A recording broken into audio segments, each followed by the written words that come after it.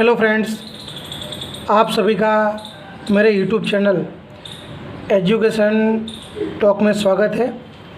आज हम गुजरात माध्यमिक और उच्चतर माध्यमिक शिक्षा बोर्ड कक्षा 12 हिंदी मीडियम विषय वाणिज्य व्यवस्था, जिसे बिजनेस एडमिनिस्ट्रेशन कहा जाता है, उसे संक्षिप्त में बीए के नाम से भी जाना जाता है। उसके अंदर आज हम चैप्टर नंबर 4 व्यवस्था तंत्र, उसके अंदर आज हम अधिकार सौंपने के मूल तत्व उसके बारे में हम पढ़ने वाले हैं। आगे के वीडियो में हमने अधिकार सौंपना, उसका अर्थ और उसके महत्व के बारे में हमने जानने का प्रयत्न किया था। आज हम अधिकार सौंपने के जो मूल तत्व है उसके बारे में हम जानने वाले हैं। सबसे पहले लुईस एलन, उनके द्वारा अधिकार सौंपने के विषय में एक विधान है, उसके बारे में बात करेंगे। लुईस एलन अधिकार सौंपने के विषय में कहते हैं कि अधिकार सौंपना ये अन्य व्यक्तियों को अधिकार और दायित्व सौंपकर प्रभावशाली दिखाने के लिए उत्तरदायित्व की स्थापना करता है। तो लुईस एलन का मानना है कि अधिकार सौंपना यह अन्य व्यक्तियों को अधिकार और दायित्व सौंपकर उत्तरदायित्व की स्थापना की जाती है। लुईस एलन का जो कथन है उसके हिसाब से अधिकार सौंपने के 3 तत्व हैं: दायित्व सौंपना, अधिकार सौंपना और उत्तरदायित्व का सर्जन करना। वैसे दायित्व, अधिकार सौंपना और उत्तरदायित्व, ये तीनों का एक समान महत्व है। ये तीनों तत्व स्वतंत्र होने के बावजूद भी परस्पर एक दूसरे के साथ जुड़े हुए हैं, जिनके संतुलन से कार्यक्षम व्यवस्था तंत्र के ढांचे की रचना की जाती है। तो कहने का मतलब कि व्यवस्था तंत्र का जो ढांचा है उसके अंदर दायित्व, अधिकार सौंपना और उत्तरदायित्व, तीनों का महत्व एक समान है। ये तीनों स्वतंत्र होने के बावजूद भी एक दूसरे के साथ जुड़े हुए हैं। तीनों के बीच में संतुलन होना चाहिए, तभी व्यवस्था तंत्र का जो ढांचा होता है वे ढांचा कार्यक्षम बनता है। अब हम बात करेंगे तीनों तत्वों के बारे में। सबसे पहले हम दायित्व सौंपने की बात करने वाले हैं।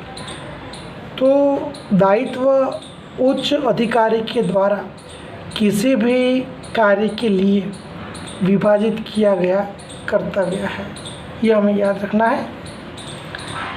आई थिंक जो भी दायित्व होता है वो दायित्व उच्च अधिकारी के द्वारा अधीनस्थ को सौंपा जाता है।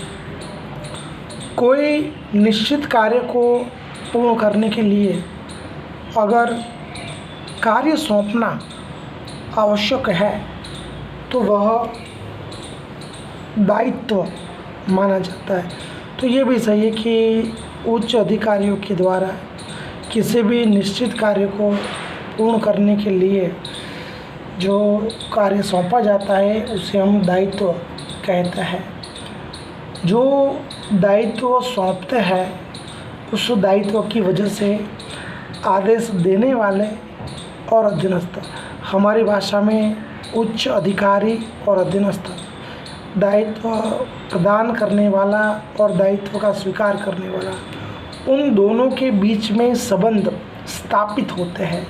क्योंकि अधीनस्थ आदेश देने वाले यानी कि जो भी अधिकारी होते हैं, अधिकारियों के द्वारा जो भी सौंपे गए सभी कार्य होते हैं, उन सभी कार्यों का उनको पालन करना पड़ता है। तो कहने का मतलब है कि जो भी दायित्व होता है वो दायित्व उच्च अधिकारियों के द्वारा अधीनस्थों को सौंपा जाता है, जिसकी वजह से अधीनस्थों को अधिकारी के द्वारा सौंपे गए सभी कर्तव्यों का पालन करना पड़ता है। दायित्व का जो प्रवाह होता है वो प्रवाह नीचे से ऊपर की ओर गतिमान देखने को मिलता है। अधीनस्थ का हमेशा उच्च अधिकारी के प्रति दायित्व रहता है। तो ये भी ध्यान रखेंगे, दायित्व का जो प्रवाह होता है वो प्रवाह नीचे से ऊपर की ओर देखने को मिलता है। जो भी अधीनस्थ होते हैं वो अधीनस्थ हमेशा अपने उच्च अधिकारी के प्रति ही उनका दायित्व रहता है। अधिकार और दायित्व उनके विषय में यह स्पष्टता भी बहुत ही ज़रूरी है कि जब किसी कार्य के संबंध में दायित्व सौंपा जाए तब अधिकार भी उसे देने पड़ते हैं। तो ये भी ज़रूरी है कि जब भी हम किसी भी अधीनस्थ को दायित्व सौंपते हैं तो दायित्व सौंपते वक्त हमें उनको उस कार्य के संदर्भ में अधिकार भी देना पड़ता है।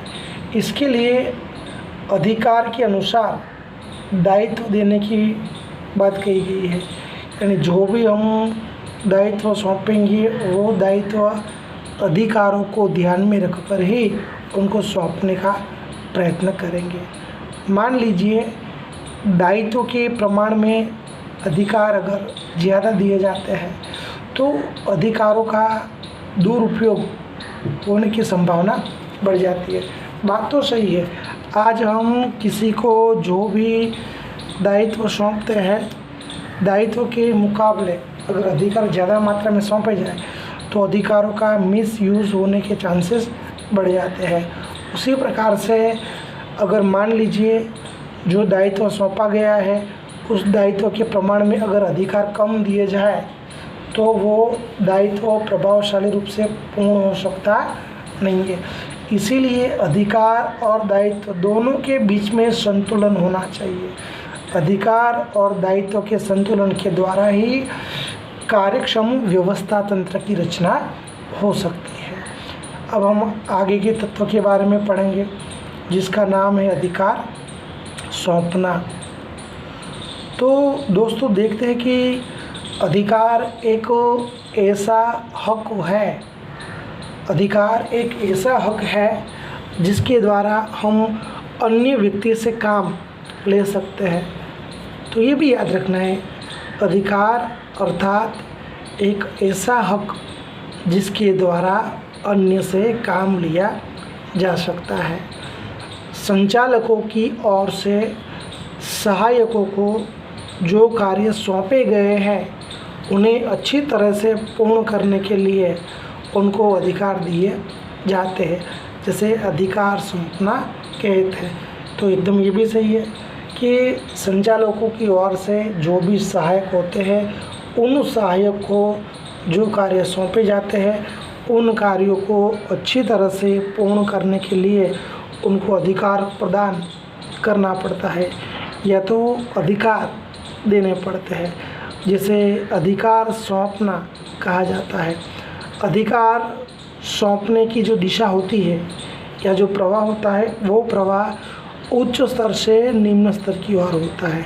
तो कहने का मतलब कि जो भी अधिकार सौंपे जाते हैं वो अधिकार उच्च स्तर से मध्य स्तर को और मध्य स्तर से निम्न स्तर को सौंपे जाते हैं। तो उसका जो प्रवाह होता है, उसकी जो दिशा होती है वो उच्च स्तर से निम्न स्तर की ओर हमें देखने को मिलती है। सामान्य रूप से निर्णय लेने का अधिकार दिया जाता है और आदेश देने का अधिकार दिया जाता है। कोई भी इकाई होती है तो उस इकाई के अंदर जनरली हम बात करें तो निर्णय लेने का अधिकार दिया जाता है और आदेश देने का भी अधिकार दिया जाता है। अधिकार सौंपना विभिन्न विषयों के साथ जुड़ा हुआ हो सकता है।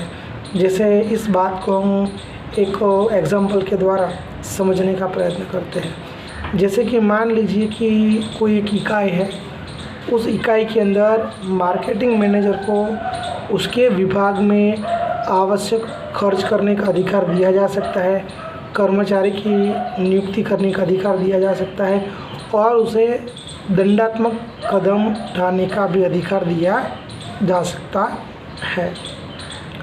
अब हम अधिकार सौंपने के बाद हम उत्तरदायित्व के सृजन के बारे में हम पढ़ने वाले हैं। अधीनस्थों के द्वारा किए गए कार्यों का उत्तर देने का दायित्व निकटस्थ उच्च अधिकारी का होता है, जिसे उत्तरदायित्व कहता है। दोस्तों फिर से रिपीट करते हैं, अधीनस्थों के द्वारा जो भी कार्य किए जाते हैं उन कार्यों का उत्तर देने का दायित्व निकट के उच्च अधिकारी का होता है, जिसे उत्तरदायित्व कहा जाता है। अधीनस्थों को उनके उच्च अधिकारी निसंदेह सौंपे गए कार्य के लिए अधिकार और दायित्व देते हैं। तो जो भी उच्च अधिकारी होते हैं वे उच्च अधिकारी अपने अधीनस्थों को जो भी कार्य है उस कार्य को पूर्ण करने के लिए उनको अधिकार भी सौंपे जाते हैं और दायित्व भी सौंपा जाता है। लेकिन उसके बावजूद भी कार्य के अंतिम परिणाम के लिए अधिकारी को ही जिम्मेदार माना जाता है, या कार्य का जो अंतिम परिणाम है उसके लिए उत्तरदायी केवल और केवल अधिकारी ही होते हैं। तो कहने का मतलब कि अधिकार सौंपने से या अधिकार या दायित्व सौंपने से अधिकारी मुक्त नहीं हो सकते हैं। भले वे अधीनस्थों को अधिकार और दायित्व सौंपते हैं, लेकिन जो आखिरी परिणाम आता है, जो भी रिजल्ट आता है, उसके लिए वही जिम्मेदार माने जाते हैं। अधिकार और दायित्व सौंपने के बाद देखना चाहिए कि अधीनस्थों को जो भी कार्य सौंपा गया है वो कार्य सही से होता है या नहीं। अधिकार और दायित्व सौंपने से बात पूरी नहीं हो जाती। अधिकार और दायित्व सौंपने के बाद अधिकारी को देखना चाहिए कि अधीनस्थों को जो जिम्मेदारी सौंपी गई है, जो कार्य दिया गया है, वो सही से करते हैं या नहीं। हमारी भाषा में कहें तो अधिकारी को अधीनस्थों पे नियंत्रण रखना चाहिए।